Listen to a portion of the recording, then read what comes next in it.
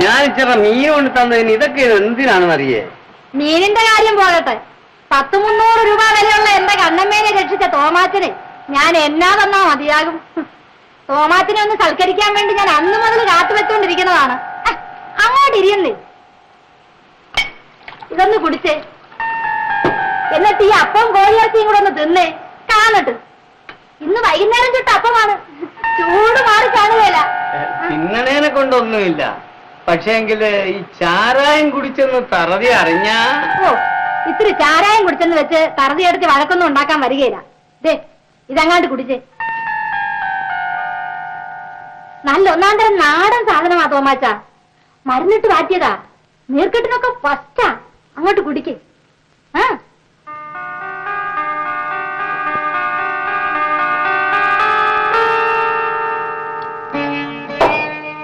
ആണുങ്ങളായാ ഇത്തിരി കള്ളും ചാരായം ഒക്കെ കുടിച്ചെന്നിരിക്കും, അതിനൊക്കെ പെണ്ണുങ്ങൾ ഇങ്ങനെ വഴക്കുണ്ടാക്കാൻ തുടങ്ങിയ എങ്ങനെയാണ്?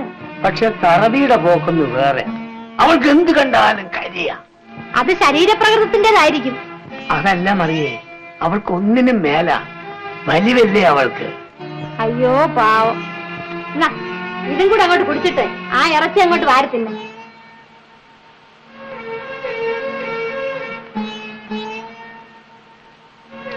സാധനം ഫസ്റ്റാ മറിയേ.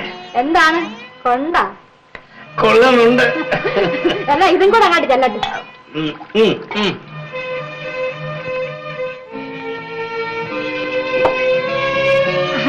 ഇപ്പ എങ്ങനെ ഇരിക്കണം? നല്ല സുഖം, കറങ്ങുന്നു. ഞാൻ പറഞ്ഞില്ലേ, നീർക്കെട്ടിന് ഒന്നാം തരവാ. എടി മറിയേ, നീ ഇങ്ങോട്ട് വാ, ഞാൻ അടുത്തോട്ട് വാ. എന്നതാണ് തോമച്ച? നിന്റെ മേത്ത് എന്നതാടി മണക്കുന്ന? ഞാനിന്ന് വൈകുന്നേരത്താണ് കുഴമ്പ് പുരട്ടി കുളിച്ചത്, അതിന്റേതായിരിക്കും. ആ പറഞ്ഞ പോലെ ഇങ്ങനെ ഇരുന്നാ മതിയാ? പിന്നെന്നാ വേണം? കുറച്ചും കൂടെ ഒഴിയന്നേ. വേണ്ട, ഇത് എന്നെ കൂടുതലാ, അല്ലെങ്കിലും വീട്ടിൽ പോകണ്ടേ? ഓ അത് സാരമില്ലെന്നേ, അല്ലെങ്കിൽ തന്നെ ഒരു ദിവസം ഇപ്പൊ വീട്ടിൽ പോയില്ലെങ്കിൽ എന്താണ്?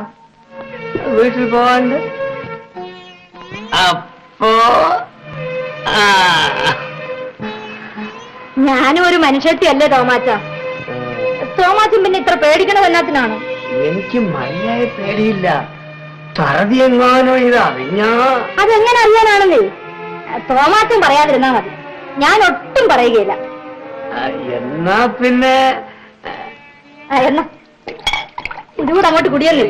നീ കൂടെ കൂടി, അല്ലാണ്ട് ഒരു രസവുമില്ല.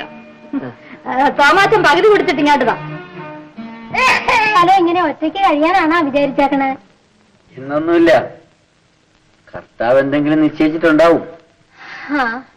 എല്ലാം അവിടുത്തെ നിശ്ചയം പോലെ നടക്കും, ഇല്ലാണ്ട് മനുഷ്യരാശിക്കണത് വല്ല നടക്കാൻ പോണുണ്ട. ആണുങ്ങളില്ലാത്ത പ്രതികരിക്കുന്നത് അപ്പുറത്തെ കറിയാച്ചേട്ടനാണ് അപ്പച്ച. കറിയാച്ചേട്ടനാണ് അപ്പച്ച. ഓ നമ്മുടെ ലൂക്കാലിയായി. എന്താണ് കറിയ ഈ നേരം ഇങ്ങോട്ട്? വിവരക്കേട് പറയണോ കേട്ടില്ലേ? ഉണ്ണാൻ വിളിച്ചു വരുത്തേച്ചും ചോദിക്കുന്ന വർത്താനം കേട്ടില്ലേ? ആ ഞാൻ അതങ്ങ് മറന്നുപോയി, നീ ക്ഷമിച്ചേരാ കറിയ. എടാ ലൂക്കാലി, നീ അങ്ങ് ക്ഷമിച്ചേരാ.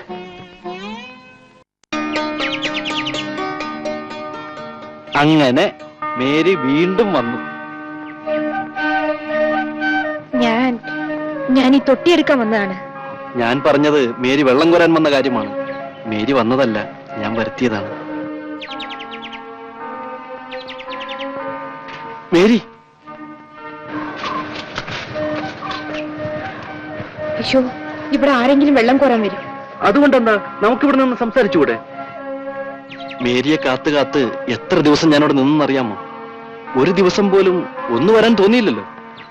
അവിടുത്തെ കിണറ്റിൽ നിന്ന് വെള്ളം കോരാൻ പറഞ്ഞിട്ടാ. അതെനിക്ക് മനസ്സിലായി. അതുകൊണ്ട് തന്നെയാണ് ഞാൻ ഇന്നലെ രാത്രിയിൽ ഒരു പാമ്പിനെ തല്ലിക്കൊന്ന് ആ കിണറ്റിൽ കൊണ്ടുവന്നിട്ടത്. നിന്നെ കാണാതെ ഒരു നിമിഷം പോലും കഴിഞ്ഞുകൂടുവാൻ എന്നെ കൊണ്ടാവില്ല. മേരി, നീ എന്റേതാണ്, നീ എന്റേത് മാത്രമാണ്.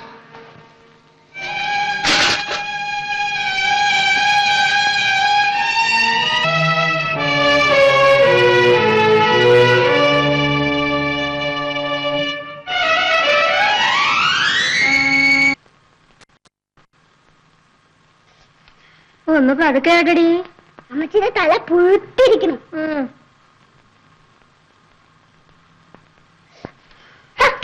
പറക്കത്ത് കേട്ടത് പേരെടുക്കാൻ പറഞ്ഞപ്പോ തല കുത്തി പൊട്ടിക്കണം. പിന്നെ അങ്ങനെ പേന്റെ കൂടെ മരിച്ചിനെ കൂടെ കുത്തി കൊല്ലണം. എണീച്ചു പറക്കത്ത് കേട്ടത്. മണി കൊച്ചേ, നിനക്ക് പേന വേണേ ഇങ്ങോട്ട് പോരാ അമ്മൂമ്മയുടെ തലയിലോട്ട്.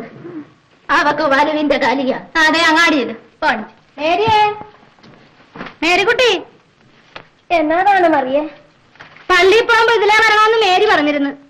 അവൾ അങ്ങാട് പോയി. ആ മറിയതാ അങ്ങാടി. അവിടെ വെള്ളം കോരാൻ പോയിരിക്കാണ്. ഞാനിവിടെ ഇരിക്കാം.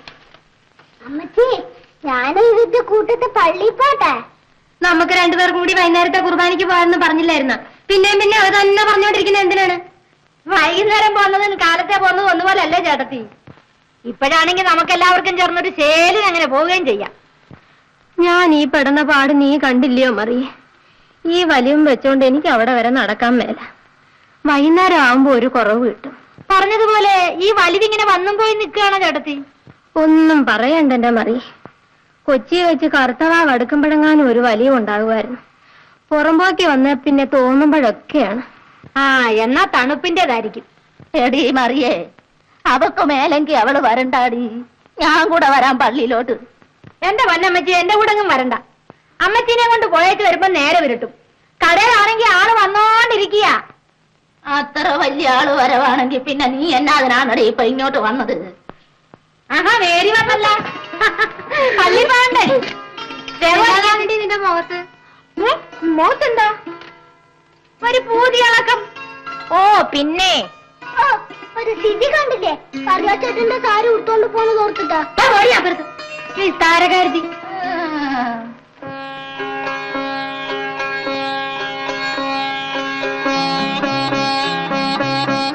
ഇതേപ്പറ്റി കറിയായ എന്നോടൊന്നും പറഞ്ഞിട്ടില്ല കേട്ടാ. ഞാൻ നോക്കിയിട്ട് കറിയായിക്കും മേരിക്കും നല്ല ചേർച്ച. എനിക്കത് നേരത്തെ തോന്നി മറി. ഞാനത് പെണ്ണിന്റെ അപ്പനോട് പറയുകയും ചെയ്തു. പറഞ്ഞ പക്ഷേ എങ്കി പൂത്താടത്ത് തോമാന്റെ മോളെ രണ്ടാം കെട്ടുകാരന് കൊടുക്കരുതെന്നാണ് അത് ഞാൻ പറയുന്നത്. എനിക്ക് പിന്നെ എന്നാ ചെയ്യാമോ? രണ്ടാം കെട്ടുകാരനാണെന്നും പറഞ്ഞു കാത്തു വെച്ചോടി. കൊടുക്കാൻ പെണ്ണ് നൂറാം കെട്ടുകാരന്റെ കൂടെ പൊക്കോളും. എനിക്കിത് കേട്ടിട്ട് എന്റെ ഇറച്ചി പറച്ച് കയറുന്നു കേട്ടാ. എന്താ വേണ്ട, ഇറച്ചി പറപ്പിക്കാൻ പറ്റും വേണ്ട. അത് അവിടെ കിടന്ന് എന്തെങ്കിലും പറഞ്ഞോട്ടെ. നീ നമുക്ക് പോവാ. എന്താണ് ഇങ്ങനെ നോക്കുന്നേ? ഇതൊക്കെ നല്ലതുപോലെ ചേരുന്നുണ്ടല്ലേ ചേട്ടത്തി? നിങ്ങൾ പള്ളി പോകാൻ നോക്കി. ഈ ബ്ലൗസിന് വലിയ ഇറുക്കമാണല്ലേടി പെണ്ണെ? അതെ, ഇവിടെ കുറച്ച് ഇറുക്കവാ.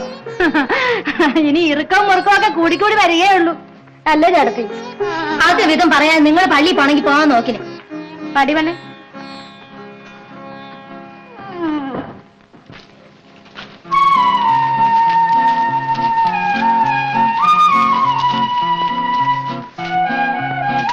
നീ എന്താടി വഴിക്ക് വന്ന് നിൽക്കുന്നത്?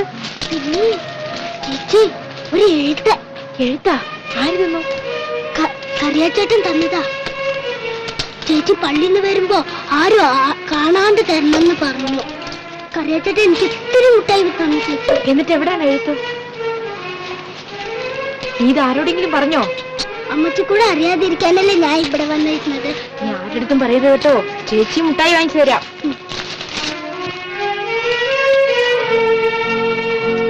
എന്റെ കരളിന്റെ കരളായ മേരിക്കുട്ടിക്ക് ഇങ്ങനെ എഴുതിയത് കൊണ്ട് എന്നോട് വിരോധം തോന്നരുത്.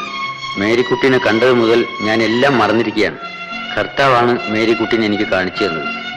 ഞാൻ നാടൊരുപോലെ ലൂക്കാലിയും വിറ്റ് നടന്നവനാണ്. ഇപ്പോ എനിക്ക് ഇവിടുന്ന് പോകാൻ തോന്നുന്നില്ല. ഞാൻ ഉണ്ടാക്കിയ പൊന്നും രൂപയും എല്ലാം മേരിക്കുട്ടിക്കുള്ളതാണ്. മേരിക്കുട്ടി ഇല്ലാതെ എനിക്കിനി ജീവിക്കാൻ ഒക്കില്ല. എനിക്ക് മേരിക്കുട്ടിയോട് ഒത്തിരി കാര്യം പറയാനുണ്ട്. മേരിക്കുട്ടിക്ക് എന്നോട് ഇഷ്ടമുണ്ടെങ്കിൽ ഇന്ന് രാത്രി എല്ലാവരും ഉറങ്ങിയിട്ട് പുറത്തു വരണം. ഞാൻ കാത്തു നിൽക്കാം. വരുമെങ്കിൽ ശരിയെന്ന് മാത്രം അമ്മണിയോട് പറഞ്ഞേക്കുക. വന്നാലും വന്നില്ലെങ്കിലും ഞാൻ കാത്തു നിൽക്കും എന്ന് പാവപ്പെട്ടക്കറിയാം. എന്നതാണ് ചേച്ചി എഴുതിയിരിക്കുന്നത്? സാരിമാലയും തന്ന കാര്യമൊക്കെ എഴുതിയിട്ടുണ്ടോ? എന്നോട് പറയില്ലേ, ഞാൻ ആരോടും പറയില്ലേ ചേച്ചി. ചേച്ചി പിന്നെ പറയാം. വാ മോളെ.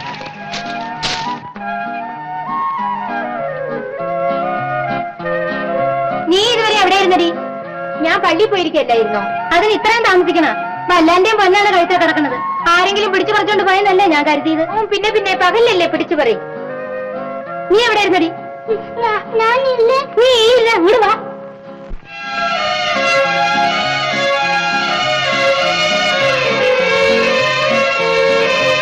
അമ്മണി, അമ്മണി.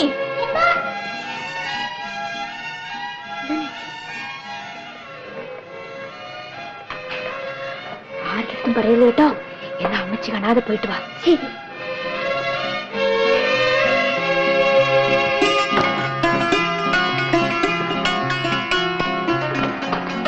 കരയത്തേക്കാ, കരയത്തേക്കാ.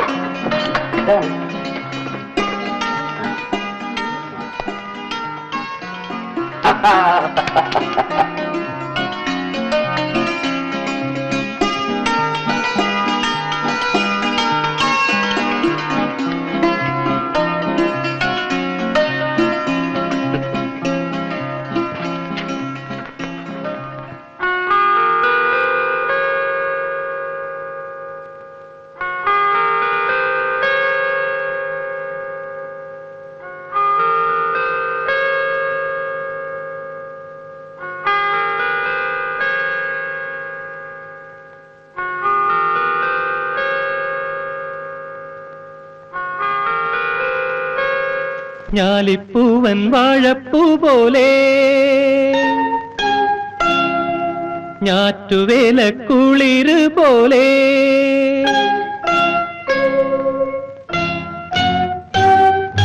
ഞാനിന്നൊരു നാടൻ പെണ്ണിൻ നാണം പൊത്തിയ ചിരി കണ്ടു.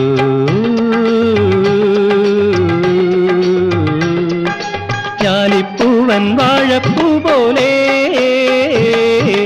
ഞാറ്റുവേല കുളിര് പോലെ ഞാനിന്നൊരു നാടൻ പെണ്ണിൻ നാണം പൊത്തിയ ചിരി കണ്ടു.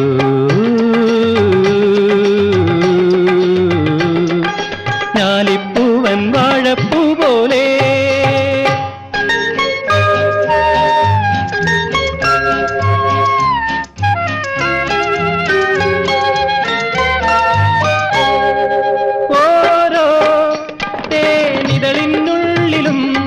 അതിനോരോ രത്നങ്ങളായിരുന്നു, അതിലൊന്നെടുത്തൊരു നക്ഷത്രമാക്കി ഞാൻ അവളെ അലങ്കരിക്കും. ഞാലിപ്പൂവൻ വാഴപ്പൂ പോലെ ഞാറ്റുവേല കുളിരു പോലെ